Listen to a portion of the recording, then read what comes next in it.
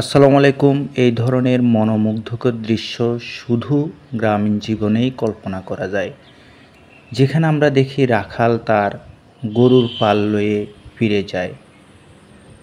সবুজ প্রকৃতি, সবুজের প্রতি ভালোবাসা, সবুজ বাংলাদেশ, সবুজ কৃষি সত্যি আমাদের মুগ্ধ না করে পারে না। নোয়াখালীর সুবর্ণচর উপজেলায় সবুজের সমারোহ সর্বত্রই দেখা যায়।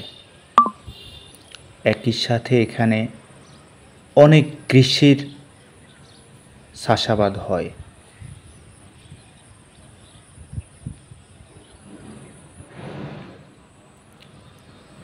নানা রকমের কৃষিকাজ এখানকার কৃষকরা করে থাকেন, যেগুলো তাদের মধ্যে স্বাবলম্বিতা তৈরি করে এবং দেশের অর্থনৈতিক উন্নয়নে এবং কৃষিতে জিডিপি বৃদ্ধিতে সহায়ক, যেগুলো বিপ্লব।